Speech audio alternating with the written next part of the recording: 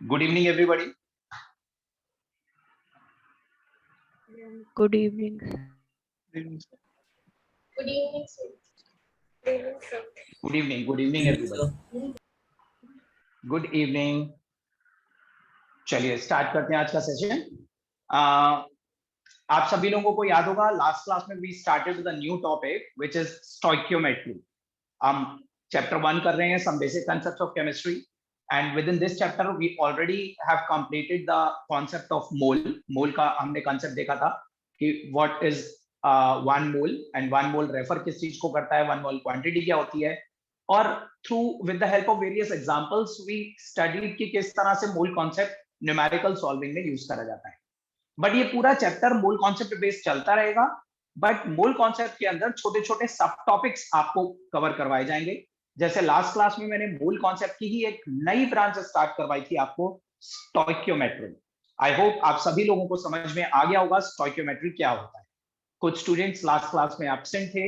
I presume कि उन्होंने भी वीडियो रिकॉर्डिंग देख ली होगी और स्टोइकियोमेट्री में कोई डाउट नहीं होगा. सो पहले मैं एक बार देखता हूं कि आप लोगों को सबको याद है कि नहीं स्टोइकियोमेट्री मैंने क्या बताया था. Let me ask somebody. Let's start with Arunima. Arunima, can you tell me what is stoichiometry? Sir, it is the branch of mole concept which deals with the quantitative relationship between various reactants and products of a balanced chemical equation.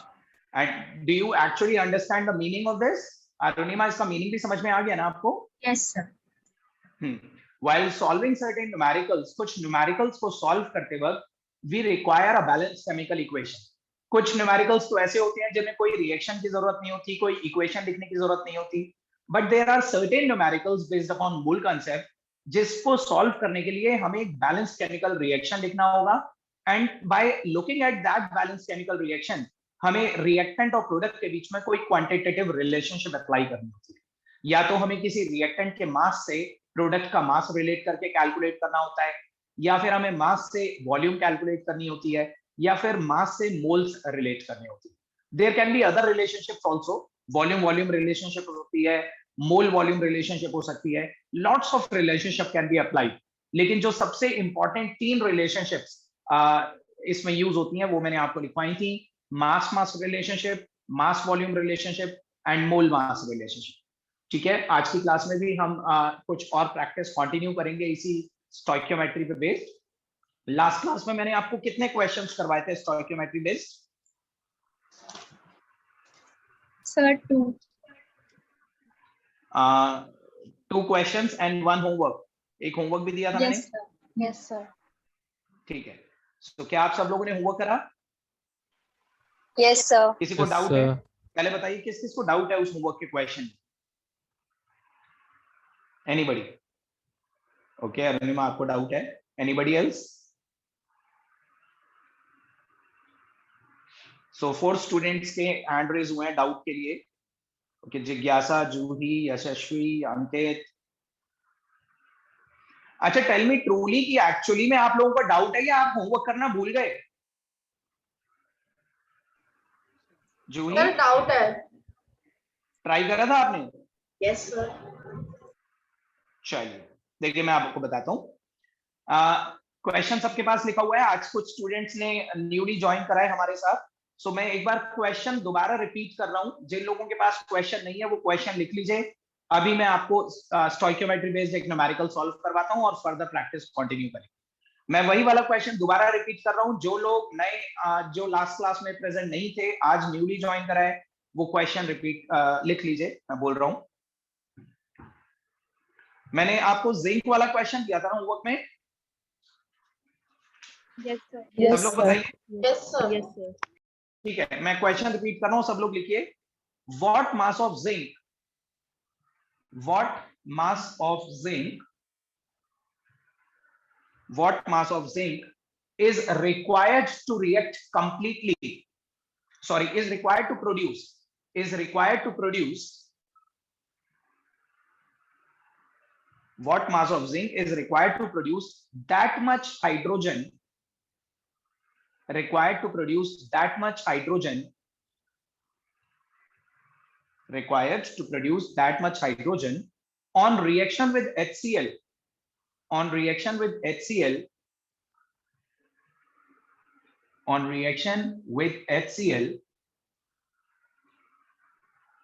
which is enough to produce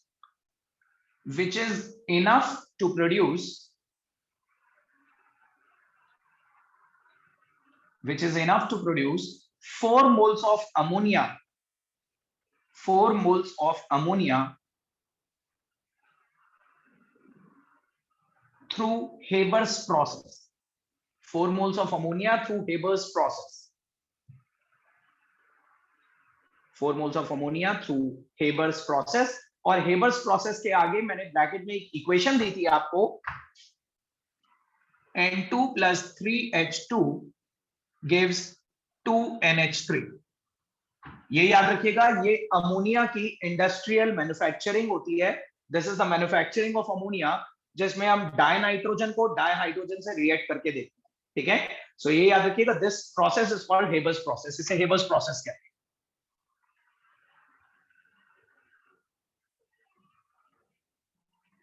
सो अब देखिए, मैं आपको solve करवाता हूं जिन लोगों को doubt है. जिन students ने न्यूली ज्वाइन करा है, मैं आपको बता दूं, इस चैप्टर का सेकंड टॉपिक चल रहा है स्टोइकियोमेट्री. और स्टोइकियोमेट्री उस ब्रांच को कहते हैं जहां पे हमें पहले एक बैलेंस केमिकल इक्वेशन लिखनी होती है, and with the help of that balance chemical equation we have to solve that answer. ठीक है, उस क्वेश्चन को सॉल्व करना होता है. देखिए, इस क्वेश्चन को सॉल्व करने के लिए we need to write 2 equations. हमें एक नहीं 2 रिएक्शंस की जरूरत पड़ेगी. पहला रिएक्शन तो ये है हेबर्स प्रोसेस. पहली लाइन में पढ़िए आपसे क्या कहा गया है. In the very first line of this question आपसे पूछा गया है, what mass of zinc is required to produce that much hydrogen on reaction with HCl. आपने जिंक और HCl का एक रिएक्शन पढ़ा होगा जिसमें हाइड्रोजन गैस प्रोड्यूस होती है. Zn plus 2HCl gives ZnCl2 plus H2. Let this be equation 1 and this is equation 2. बताइए, ये इक्वेशन सब लोगों ने पढ़ी हुई है ना? Yes sir.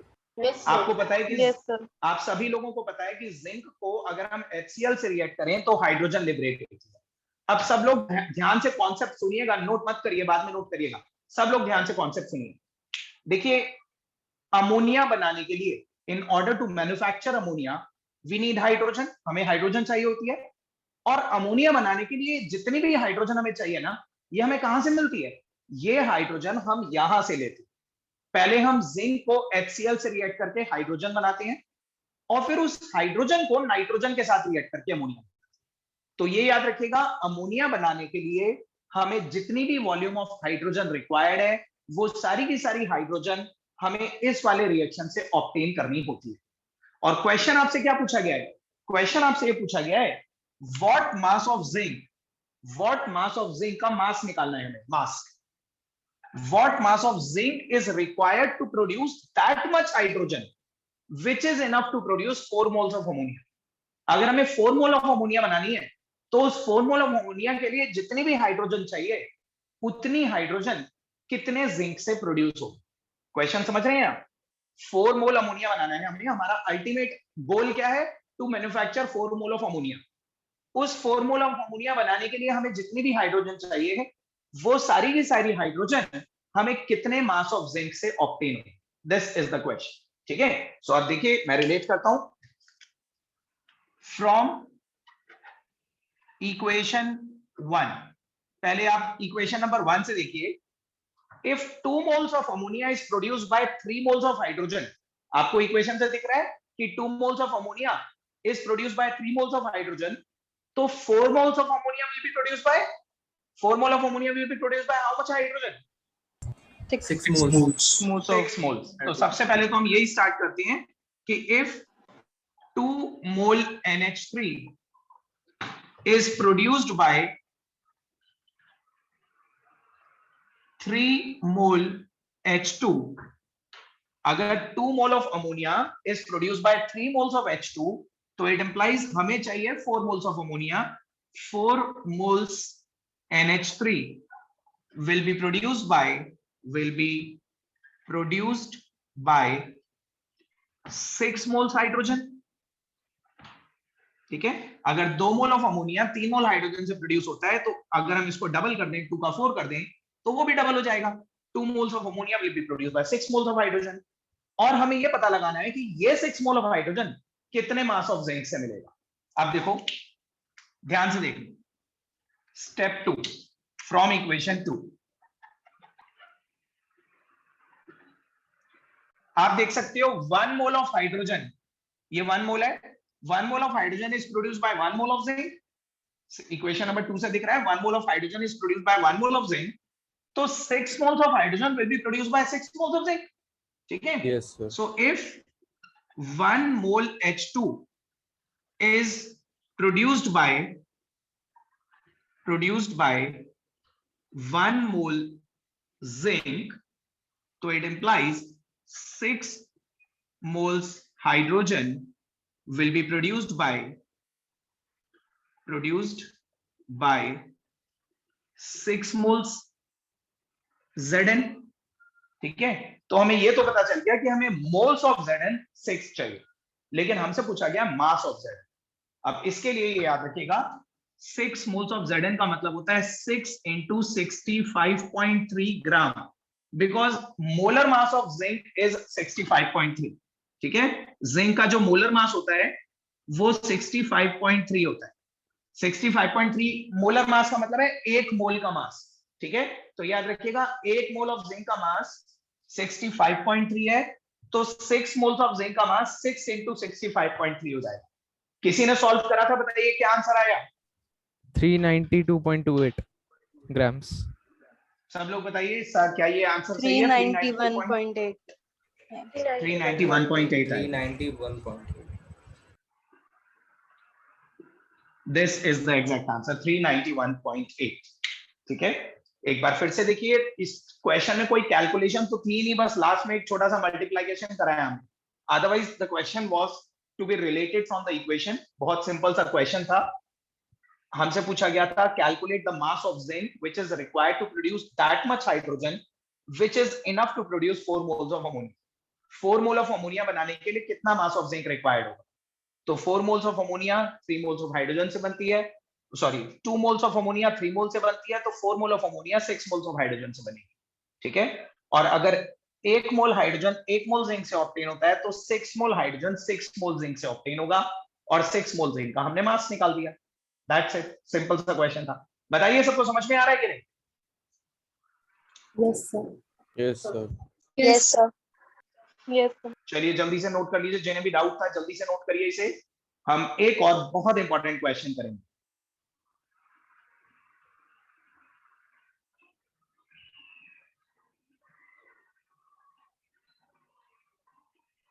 अच्छा, कोई ऐसा स्टूडेंट जिसने क्वेश्चन करा था बट आंसर गलत हो गया?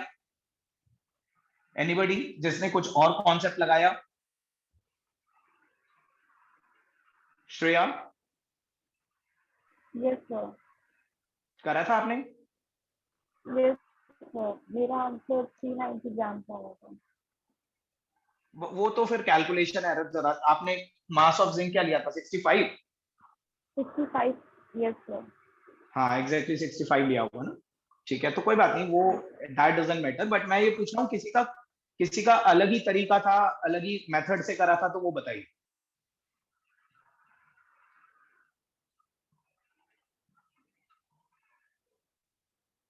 अखिला, आपने करा था क्वेश्चन? Yes, sir. ओके, मनन? नहीं सर, मैं कल डिस्कनेक्ट हो गया था तो क्वेश्चन नहीं लिख पाया था। अच्छा, लास्ट क्लास में क्वेश्चन नहीं लिख पाए थे?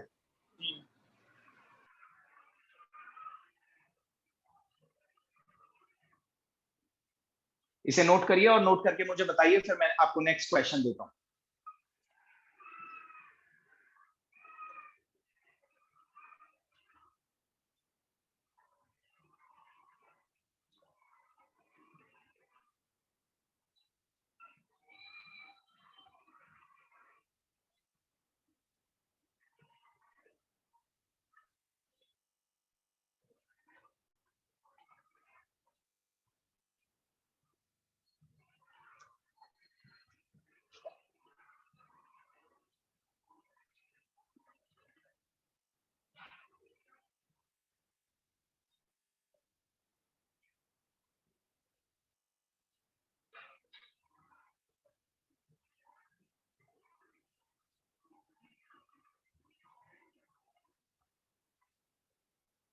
नोट करा?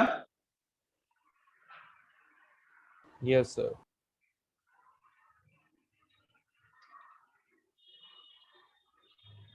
अभिनव, आदित्य, अलीशा, आमिश, अंकित, सबने नोट कर लिया? समझ में भी आ गया? Yes sir. चलिए सर मेरे को एक चीज पूछनी थी इसमें। हाँ सर, बोलिए बोलिए। आपने सर स्टोइशियोमेट्री की जो डेफिनेशन लिखवाई थी उसमें सर जो पहली लाइन थी तो सर उसके हिसाब से तो सर वो स्टोइशियोमेट्री भी एक तरीके का होल कॉन्सेप्ट ही हो गया ना। इट इज दैट हाँ, इस पूरे चैप्टर में throughout this chapter most of the topics are related to the mole concept. Mole concept की ही एक ब्रांच है। हम यहाँ पे भी तो मोल का कॉन्सेप्ट ही लगा रहे हैं। We are calculating the quantity with respect to mole. 3 moles, 2 mole से 3 मोल बने तो 4 मोल कितने मोल से बनेंगे? ये जहां पे भी आप मोल्स को यूज करके कैलकुलेशन कर रहे हो, that is a part of mole concept. ठीक है, तो मैंने बिल्कुल आपको पहली लाइन जो लिखवाई थी वो यही लिखवाई थी कि stoichiometry is that branch of mole concept. ये मोल कॉन्सेप्ट की ही ब्रांच है। ठीक है, although it is a separate topic but it is related to mole concept. Mole concept का ही एक एक्सटेंशन है। ओके रोहित? यस। अब देखिए, मैं जो नेक्स्ट क्वेश्चन आपको स्टोइकियोमेट्री बेस्ड करवा रहा हूं वो वैसे तो बहुत इंपॉर्टेंट क्वेश्चन है, but that is a competitive level question. इस बहुत ज्यादा टफ भी नहीं है, बट थोड़ा सा उसका लेवल अच्छा है। ठीक है, कॉम्पिटिटिव लेवल का क्वेश्चन है, जस्ट ट्राई कीजिए, आ जाएगा आप लोगों को। लेके what volume of air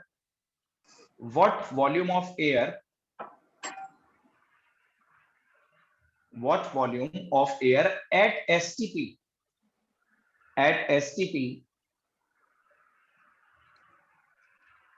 containing 21% of oxygen, 21% of O2, 21% of O2 is required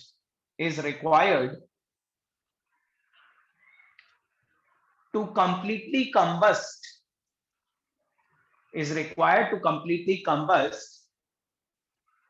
1000 gram of sulfur, required to completely combust 1000 gram of sulfur containing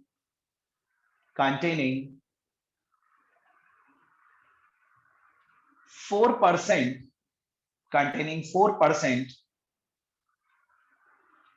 incombustible material. 4% incombustible material.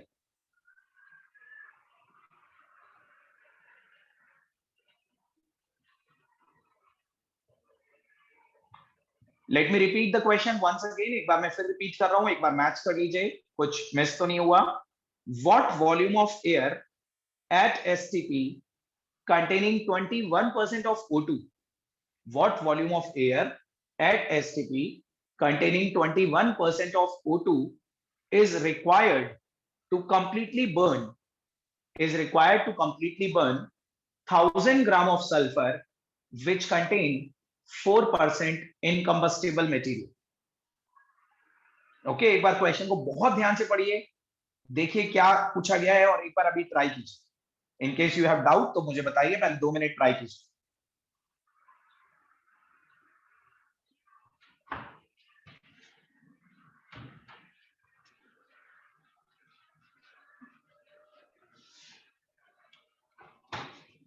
सबसे पहले तो ये सोचिए कि इस क्वेश्चन में, because this is a stoichiometry based question, तो पहले ये सोचिए कि इस क्वेश्चन में क्या इक्वेशन बनानी होगी आपको।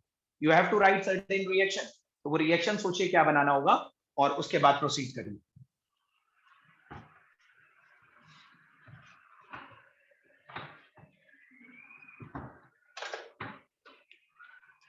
इन केस अगर किसी को डाउट है तो हैंड रेस करिएगा, लेकिन पहले 2 मिनट सोचिए।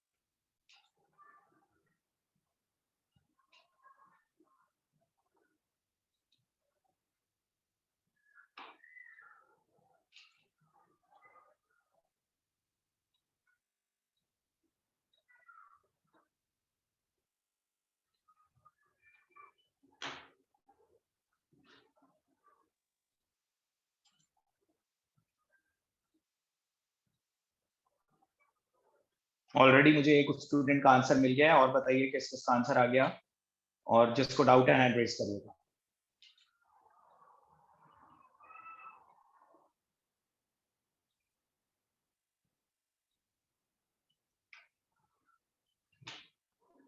अयान, कुशाग्र, अंश, तेजल, हर्ष, आप सब लोग जिनके भी कैमरेज ऑफ हैं, आई होप कि you are all present in the class.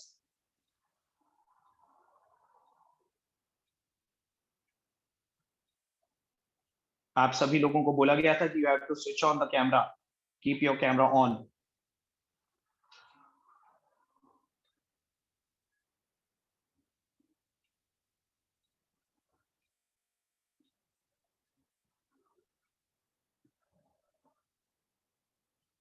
इतने सारे स्टूडेंट्स को डाउट है।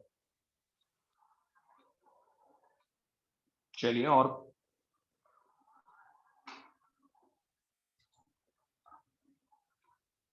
Arpit, this is not the final answer. This is just a part of your answer, but this is not the final answer.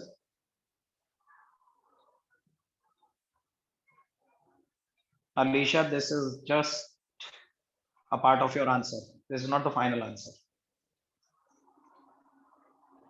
You have to calculate the volume of air, not the volume of oxygen.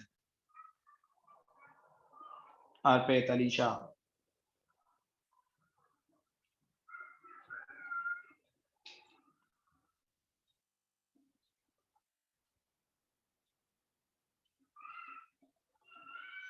Ayan, Yes, sir. करा आपने? I'm क्या doing. doubt है? Doing. अखिला, Yes, sir. हो गया? But answer शायद गलत आया मेरा। कोई बात नहीं, आप just send me the answer. I'll tell you. Chat box में आंसर भेज सकते हैं जिन्होंने भी सॉल्व कर लिए।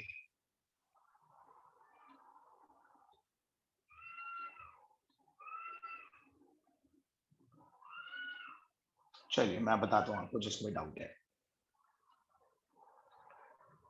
इशिता, अनम्यूट करिए अपने आप को। Yes sir. इशिता, क्वेश्चन समझ में आया आपको? पहले तो मुझे ये बताइए। हाँ सर, क्वेश्चन तो आ गया, एक क्वेश्चन नहीं बन रहा। देखो, मैं आपको बताता हूँ और मैं आपसे बीच बीच में पूछूंगा भी, आप मुझे बताइएगा इशिता, और बाकी सब लोग ध्यान दीजिए।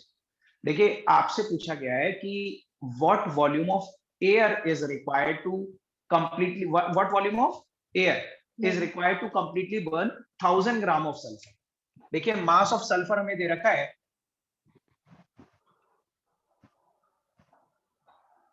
1000 ग्राम, but at the same time it is also mentioned कि this sulfur contains 4% incombustible material। तो अगर इसमें से 4% incombustible material है, तो जो combustible sulfur होगा वो 96% होगा। बताइए सब लोग, ठीक है?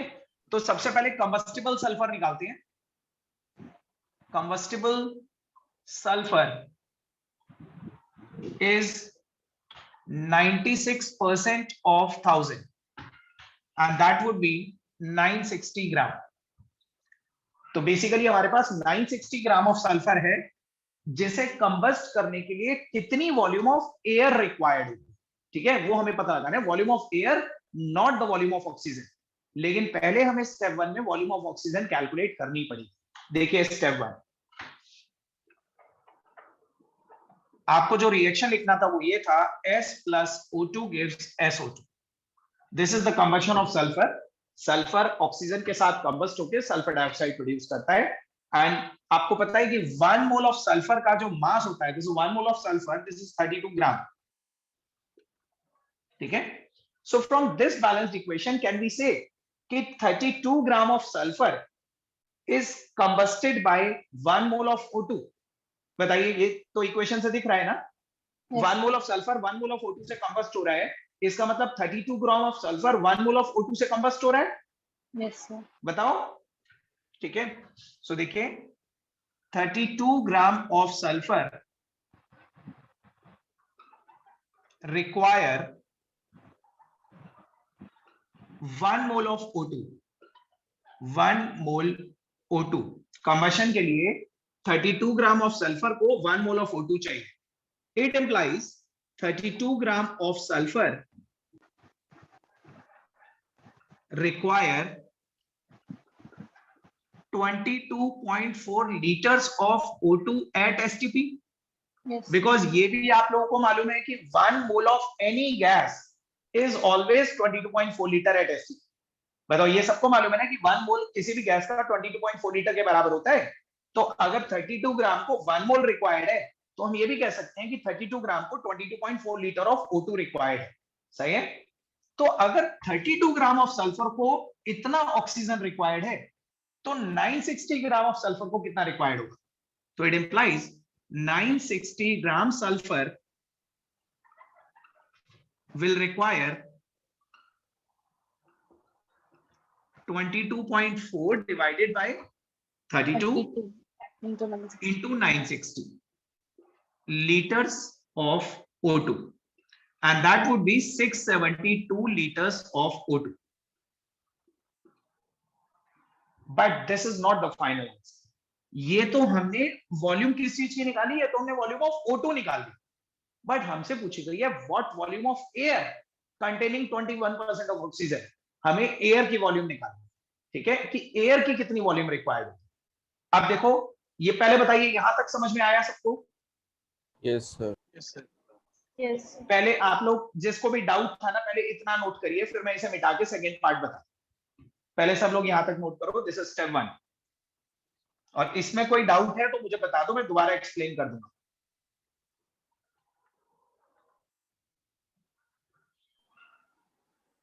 Sir, what is the जी बताइए. difference between burning and combustion? It is the same thing. Burning and combustion is the same thing. ठीक है, हमें सल्फर को बर्न करना है, मतलब सल्फर को कंबस्ट करना.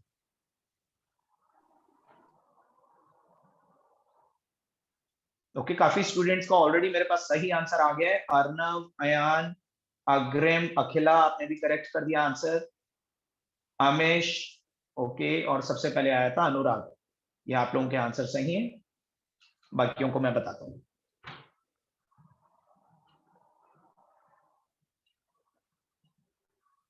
सो आई होप स्टेप 1 आपने नोट कर लिया. मैं ऊपर वाला पोर्शन मिटा देता हूँ.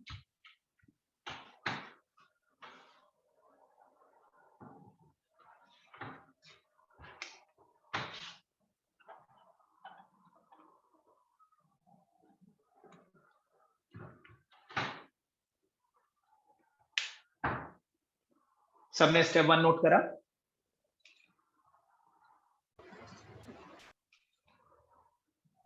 Yes, sir.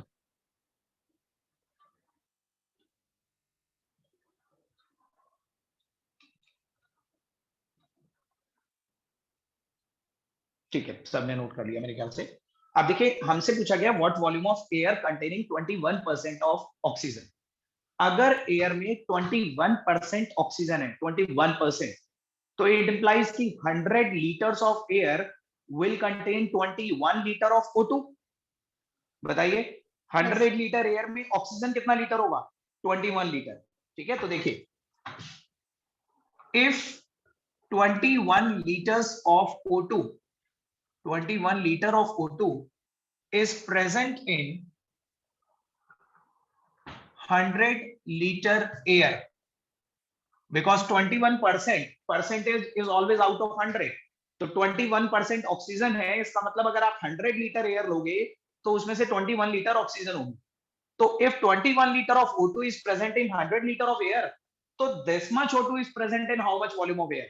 ठीक है, so it implies 672 liters of O2 is present in 100 upon 21 into 672 liters of air, and this will come out to be 3200 liters air. So this was the way आपको question इस तरह से solve करना था. बताइए, आपको ये सेकेंड पार्ट भी क्लियर हो गया? सब बताइए.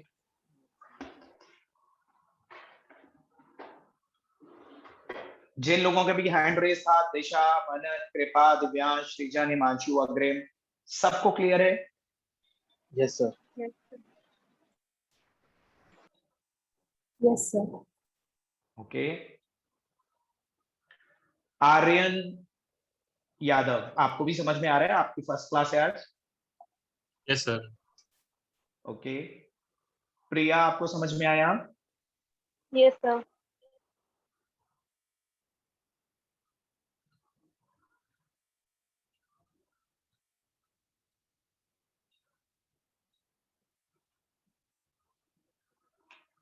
सो सबने नोट कर लिया? Yes, sir. Yes, sir. Okay. देखिए, after this concept of stoichiometry, अब आप समझ गए कि स्टोइकियोमेट्री में किस तरह के क्वेश्चंस आएंगे आपको। स्टोइकियोमेट्री में आपको जो भी कैलकुलेशंस करनी होंगी वो with the help of a balance chemical equation करनी होंगी। First you need to write a reaction, और उस रिएक्शन में किसी रिएक्टेंट को किसी दूसरे रिएक्टेंट से या रिएक्टेंट को प्रोडक्ट से रिलेट करना होगा, एक क्वांटिटेटिव रिलेशनशिप एस्टैब्लिश करनी। अब तक हमने इस चैप्टर में दो मेन टॉपिक्स करे, द मूल कॉन्सेप्ट, और मूल कॉन्सेप्ट की एक ब्रांच करी हमने स्टोइकियोमेट्री। अब मैं आपको एक तीसरा टॉपिक, एक तीसरी ब्रांच स्टार्ट करवा रहा हूं, जो आप कह सकते हैं वो भी मूल कॉन्सेप्ट का ही एक एक्सटेंशन है। देखिए, मूल कॉन्सेप्ट चलता रहेगा, ऐसा नहीं है कि मूल कॉन्सेप्ट खत्म हो गया, हमारा अगला टॉपिक स्टार्ट हो गया। अगला टॉपिक भी मूल कॉन्सेप्ट की ही एक एक्सटेंशन। तो हमारा जो तीसरा टॉपिक हम स्टार्ट कर रहे हैं, that's a very important and a very interesting topic. एक हेडिंग डालिए आप, concept of limiting reagent. Concept of limiting reagent.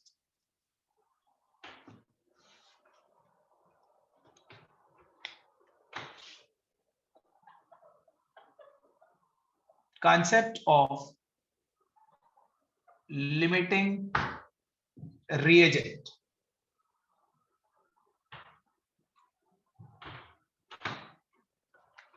बहुत सिंपल सा कॉन्सेप्ट है, लेकिन बहुत इंपॉर्टेंट है, बहुत इंटरेस्टिंग है। जस्ट रेज योर हैंड, किस किस को लिमिटिंग रिएजेंट का कॉन्सेप्ट ऑलरेडी मालूम है? एनीबॉडी? किसी को आइडिया है? किसी ने ये नाम सुना है, limiting reagent?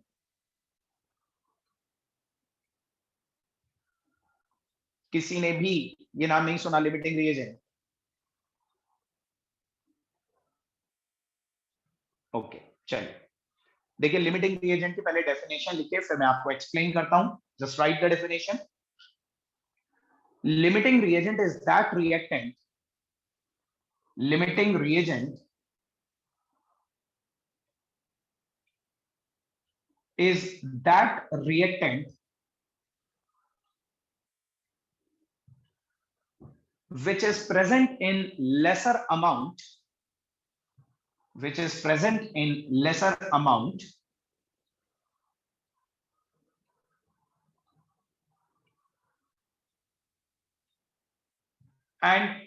completely consumed,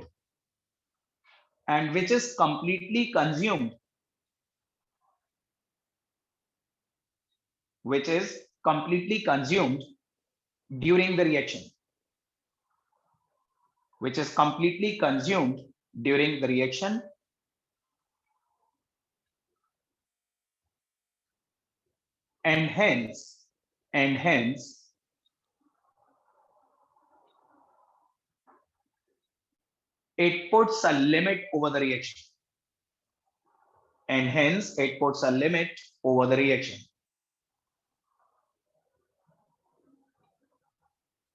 it puts a limit over the reaction.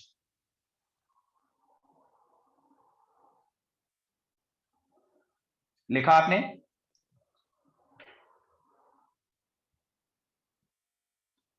सब लोग बताइए, सबने लिख लिया? Yes, sir. Yes, sir. Yes, sir. एक बार मैं रिपीट कर रहा हूं, जस्ट चेक कर लीजिए। Limiting reagent is that reactant which is present in lesser amount and which is completely consumed during the reaction, and hence it puts a limit over the reaction. देखो, एक बहुत ही simple सा concept, मैं बहुत ही simple सा example दे रहा हूं आपको लिमिटिंग रिएजेंट का कॉन्सेप्ट समझाने के लिए। सब लोग मेरी तरफ देखिए, इस पेन का एग्जांपल देखिए। आपको पता है कि ये मेरे हाथ में एक कैप है, this is a cap and this is a pen, ठीक है? ये एक कैप है, एक पेन है, और इन दोनों के कॉम्बिनेशन से ये पूरा पेन बन जाता है। This is the complete pen, ठीक है? तो बेसिकली आप मानकर चलो ये दो रिएक्टेंट है, एक रिएक्टेंट ये है, एक रिएक्टेंट ये है, और ये दोनों जब रिएक्ट करते हैं तो ये पूरा प्रोडक्ट बन जाता है। ठीक है, अब आपसे मैं एक सिंपल सा क्वेश्चन पूछ रहा हूं। आपको दिख रहा है एक कैप एक पेन के साथ रिएक्ट करके एक कंप्लीट मार्कर बना देती है। This is the marker in my hand. ठीक है, एक कैप एक पेन के साथ रिएक्ट करके एक मार्कर बनाती है।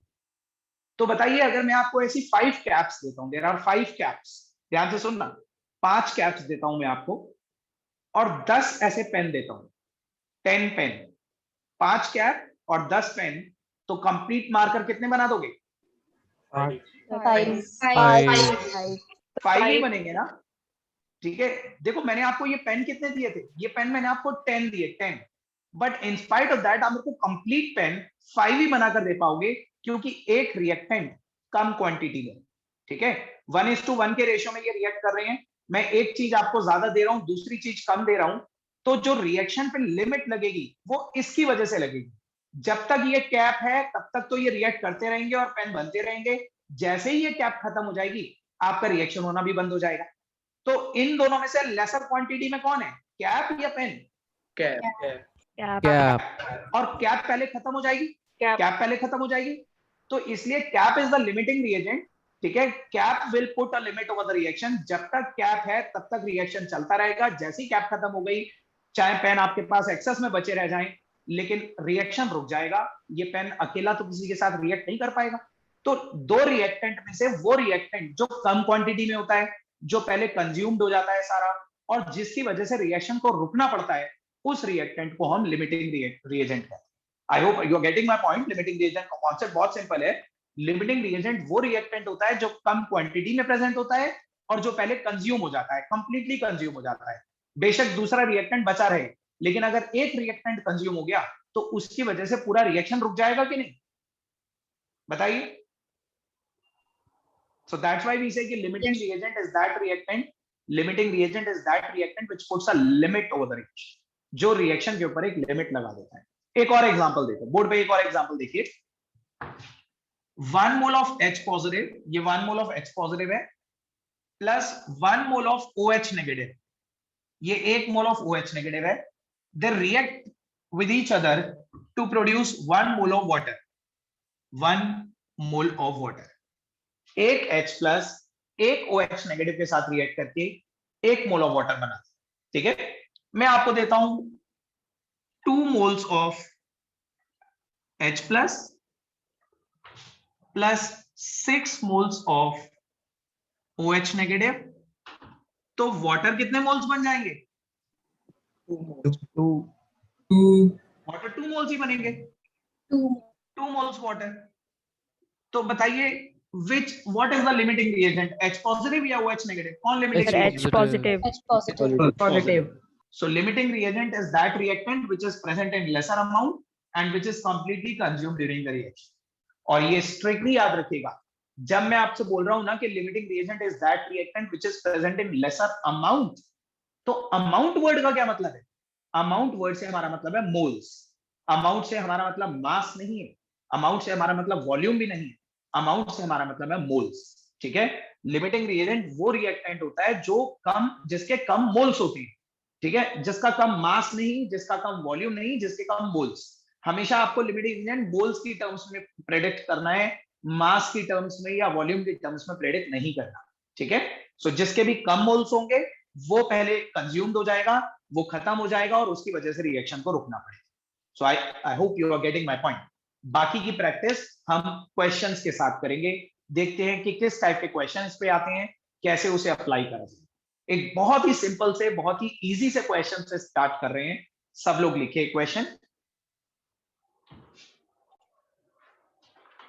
Calculate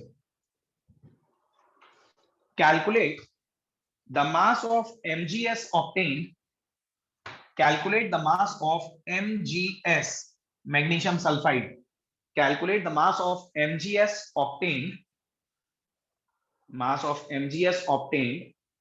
when 2 grams of Mg,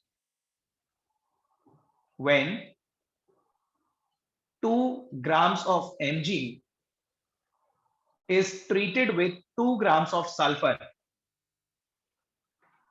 2 grams of Mg is treated with 2 grams of sulfur. according to the following reaction. According to the following reaction, reaction भी लिखिए. और अभी क्वेश्चन कंप्लीट नहीं हुआ, अभी इसके आगे भी लिखना है. According to the following reaction, में रिएक्शन लिखा आपने? Yes, sir. फर्दर लिखिए इस रिएक्शन के नीचे. Also calculate the limiting reagent, sorry, also predict, calculate नहीं, also predict the limiting reagent, also predict the limiting reagent and calculate the mass, calculate the mass, calculate the mass of one of the reactant, calculate the mass of one of the reactant which remains unreacted, which remains unreacted.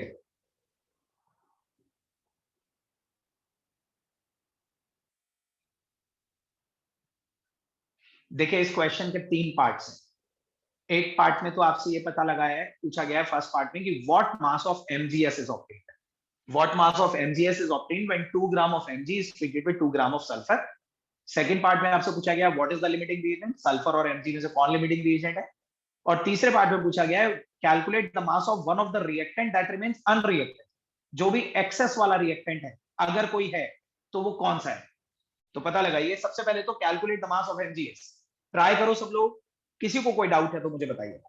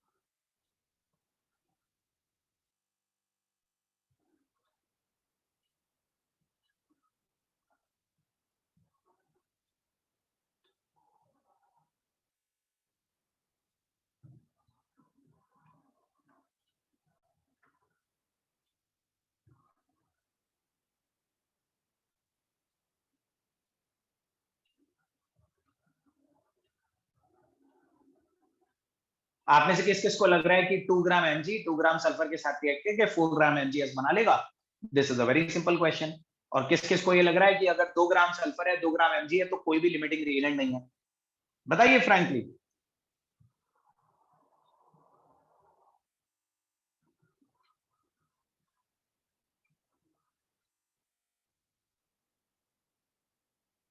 Sir मुझे लग रहा है कि 2 ग्राम Mg या 2 ग्राम sulphur है तो कोई भी लिमिटिंग रिएजेंट नहीं होगा, या फिर दोनों ही हो सकते हैं. So same here. पहले मास को मोल्स में कन्वर्ट करेंगे आई गेस. एग्जैक्टली. जूही, मैंने आपको बताया था कि लिमिटिंग रिएजेंट मास को देखकर नहीं पता लगता. लिमिटिंग रिएजेंट मोल्स को देख के पता लगता है. मास दोनों का सेम है, 2 ग्राम Mg 2 gram sulphur, but moles निकालिए दोनों के. गिवन मास अपॉन मोलर मास करके मोल्स निकलते हैं, और जिसके मोल्स कम होते हैं वो लिमिटिंग रिएजेंट होता है. एक बार ट्राई करो. नहीं आ रहा तो हैंड रेस करो, मैं बताऊंगा.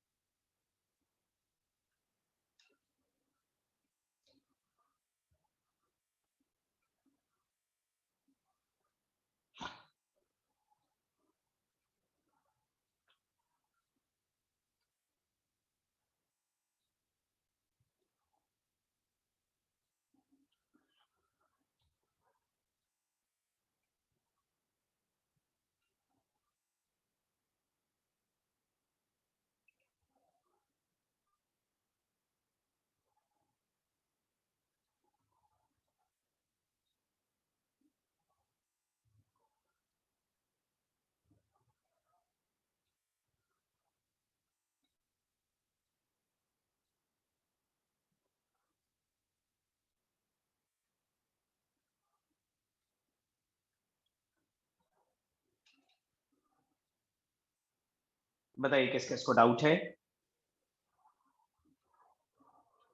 ओके, बाकी सब लोग भी बताओ।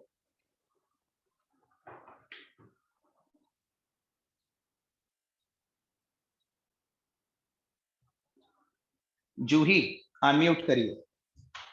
Yes sir. जूही, आपने अभी मेरे को आंसर में बताया कि magnesium is the limiting reagent, है ना? कैसे पता लगाया? सर मैग्नीशियम का मोलर मास निकाला, सल्फर का मोलर मास निकाला, सल्फर का मोलर मास ज्यादा है मैग्नीशियम से। नहीं, मोलर मास नहीं निकाला आपने, मोल्स निकाले। Yes sir, moles. सल्फर का मोलर मास होता है 32, Mg का मोलर मास होता है 24। तो देखिए सबसे पहले नंबर ऑफ मोल्स, Mg के हो जाएंगे 2/24 और सल्फर के हो जाएंगे 2/32। ठीक है, वैसे तो न्यूमरेटर दोनों का सेम है, जो ही डिनोमिनेटर इसका बड़ा है, तो आपको फ्रैक्शन देख के ही पता चल रहा है जो ही कौन सी वैल्यू कम आएगी, कौन सी which is a smaller value. Yes sir. कौन से मोल्स कम है इसमें से?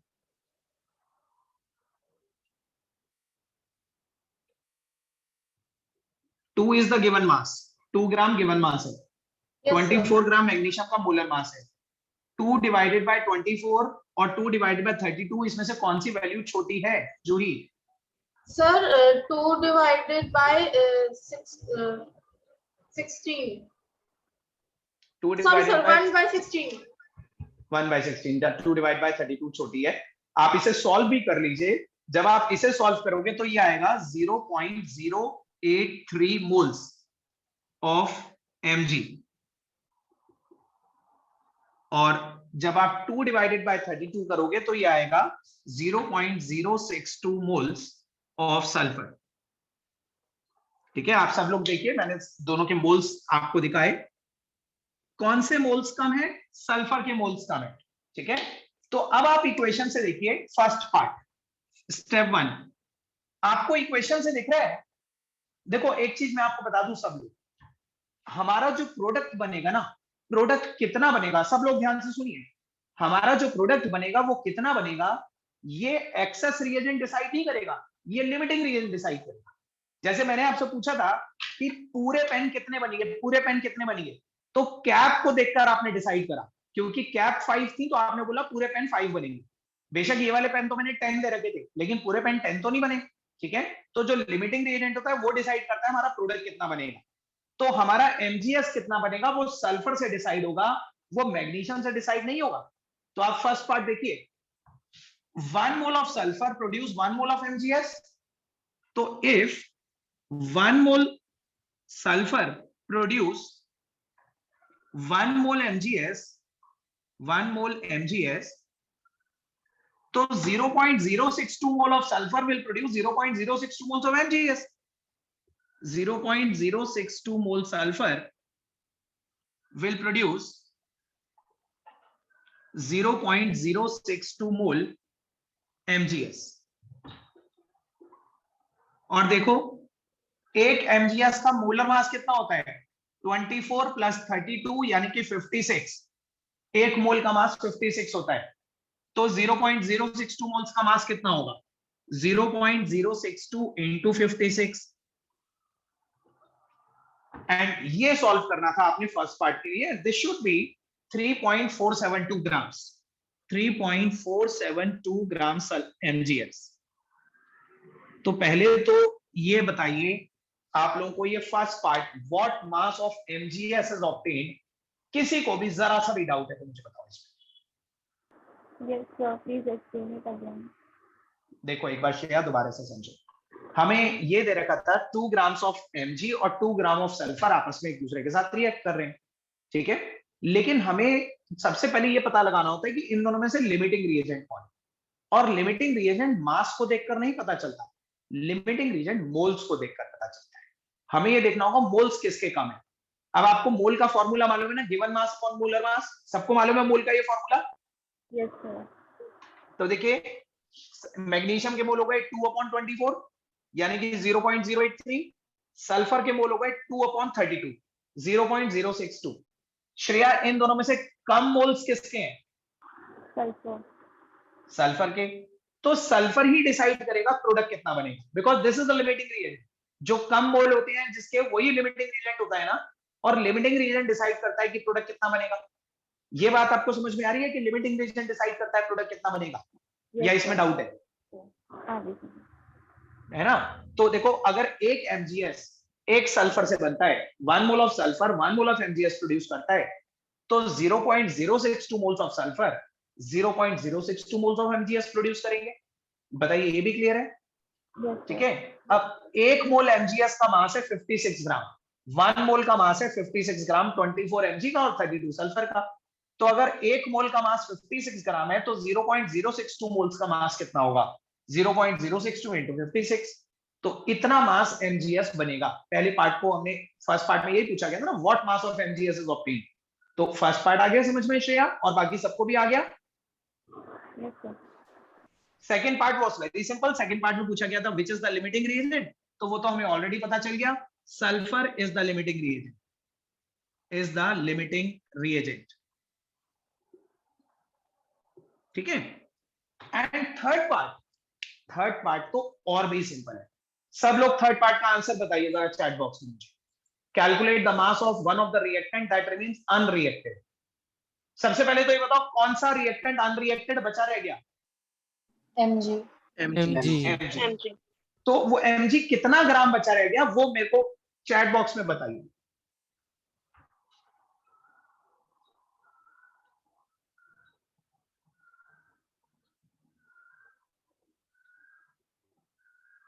पहले इतना नोट कर लीजिए सब लोग, first part and second part.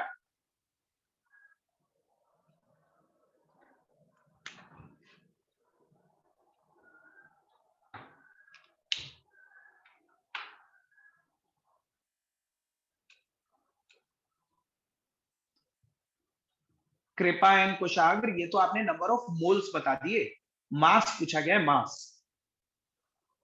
ये तो आपने इसमें से ये माइनस कर दिया, नंबर ऑफ मोल्स निकाल लिए, लेकिन you have to calculate the mass of one of the reactant.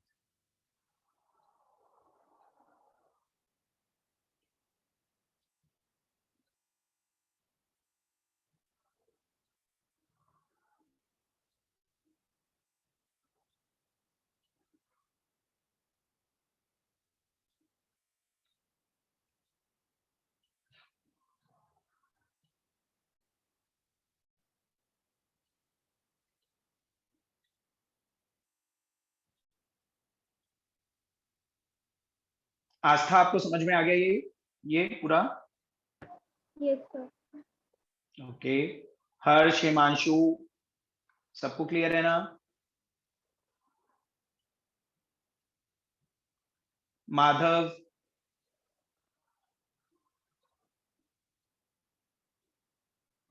Yes sir. Okay. Ragya, Rachit, आपको भी क्लियर है ये दोनों part? Yes sir.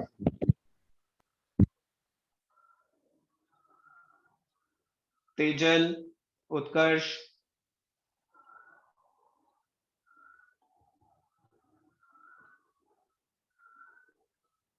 Tejal, yes sir. Tejal, आपने लास्ट वाला पार्ट निकाला? नहीं सर, निकाल रही हूँ।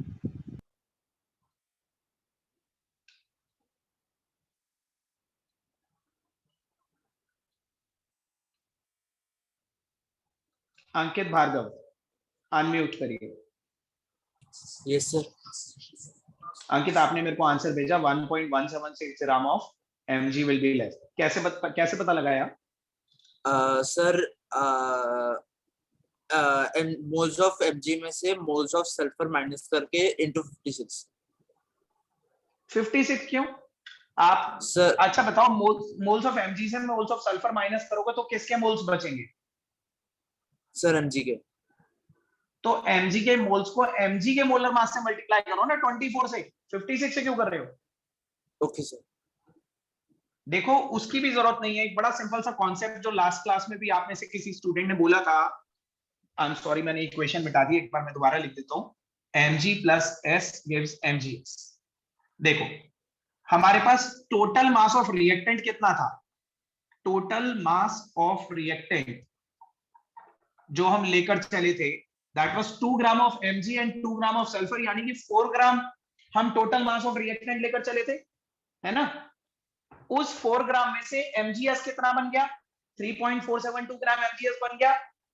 तो जो बचा होगा वो मास Mg का होगा ना, तो 4 में से 3.472 माइनस कर दीजिए। मास of MgS produced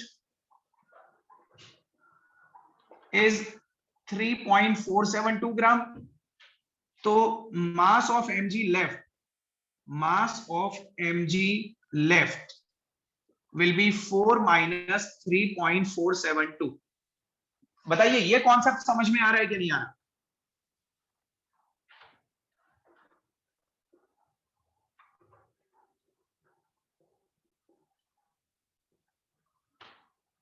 (0.528 grams of Mg left होगा। This is the law of conservation of mass. Last class में भी हम कोई न्यूमेरिकल कर रहे थे, एक स्टूडेंट ने बताया था ये कॉन्सेप्ट। तो हम ऐसे भी कर सकते हैं कि total mass of reactant was 4 ग्राम जो हम लेकर चले थे, 2 ग्राम Mg लेकर चले थे, 2 ग्राम सल्फर लेकर चले थे, टोटल 4 ग्राम लेकर चले थे। उसमें से अभी हमने कैलकुलेट करा MgS इतना बन गया, तो जो बचा वो Mg बचा रह गया होगा। बताओ समझ में आ रहा है कि नहीं?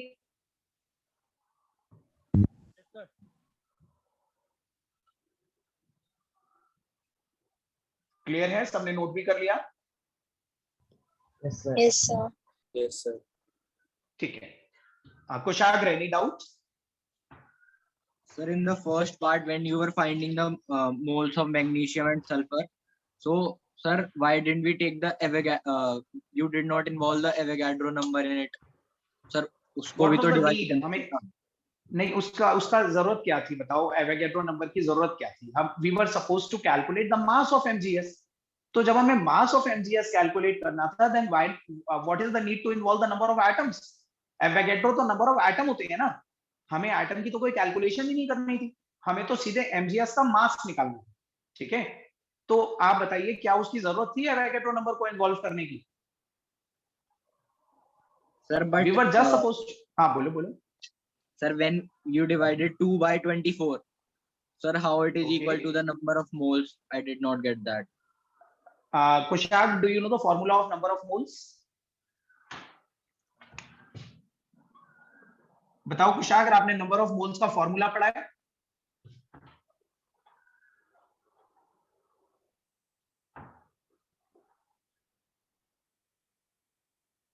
कभी ये फॉर्मूला पढ़ा है कुशागर आपने? Number of moles is given mass upon molar mass. No, sir. नहीं, तो ये फॉर्मूला आपने मिस कर दिया होगा। डेफिनेटली आपको ये प्रीवियस क्लासेस में पढ़ाया गया होगा। किसी भी चीज के नंबर ऑफ मोल्स अगर हमें कैलकुलेट करने होते हैं ना, तो उसका गिवन मास अपॉन उसका मोलर मास। अब जैसे मैग्नीशियम का गिवन मास हमें दे रखा था 2 ग्राम, ठीक है, तो मैग्नीशियम का गिवन मास 2 ग्राम, और मैग्नीशियम के एक मोल का जो मोलर मास होता है वो 24 होता है। तो 2 डिवाइड बाय 24 हमने मैग्नीशियम के मोल्स निकाल लिए। ऐसी 2 डिवाइड बाय 32 हमने सल्फर के भी मोल्स निकाल लिए, और देख लिया किसके मोल्स कम आ रहे हैं। जिसके मोल कम थे हमने उसी से पता लगा लिया कि लिमिटिंग रिएजेंट कौन होगा और प्रोडक्ट कितना होगा। क्लियर है? Okay. तो if you don't know this formula, तो ये फॉर्मूला नोट कर लीजिए कुशाग्र, और जिसको भी नहीं मालूम ये फॉर्मूला नोट कर लीजिए। नंबर ऑफ मोल्स का फॉर्मूला होता है गिवन मास अपॉन मोलर मास। Okay,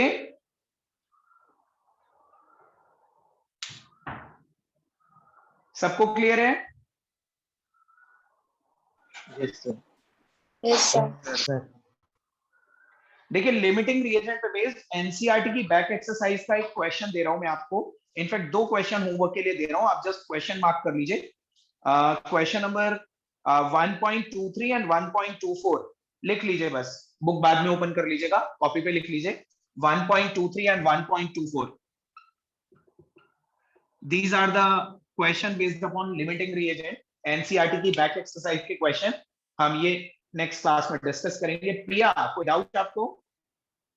yes sir. और सर जिस तरीके से अभी आप बता रहे थे number of moles is equals to given mass upon molar mass, तो सर अभी जो हमने लिमिटिंग रिएजेंट के बाद जो हमने रिमेन्स अनरिएक्टेड मास जो निकाला वो हम इस तरीके से कैलकुलेट नहीं कर सकते थे? लाइक बिल्कुल कर नंबर ऑफ सकते थे, एग्जैक्टली कर सकते थे। देखो उसका दूसरा तरीका क्या था मैं आपको बताता हूँ।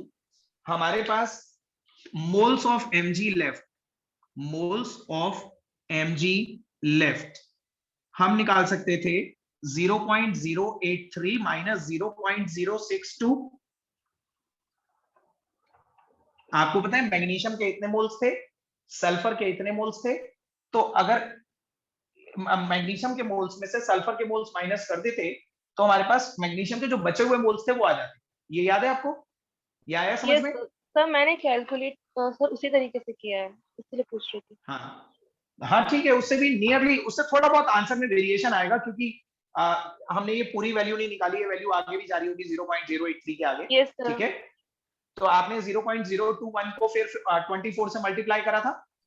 सर 0.54 आएगा।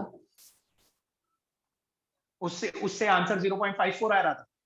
Yes, sir. 0.504। 504 ओके, कोई बात नहीं, थोड़ा बहुत वेरिएशन आएगा। आइदर वे आप जिस भी तरीके से कैलकुलेट कर रहे हैं आपको उसी तरीके से मार्क्स भी मिलेंगे।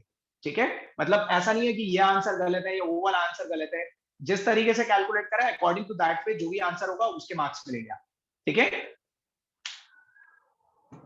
सो आज आप लोग इतना कर लीजिए, नेक्स्ट क्लास में हम आगे कंटिन्यू करते हैं, बट वो होमवर्क जरूर कर लीजिएगा जो मैंने आपको दिया है। ओके सर एक बार होमवर्क रिपीट कर दो please. 1.23 and 1.24 back exercise, NCERT की बैक एक्सरसाइज के दो क्वेश्चंस हैं, question number 1.23 and 1.24। Okay, good evening everybody. Thank you, sir. Good evening, sir. Good evening.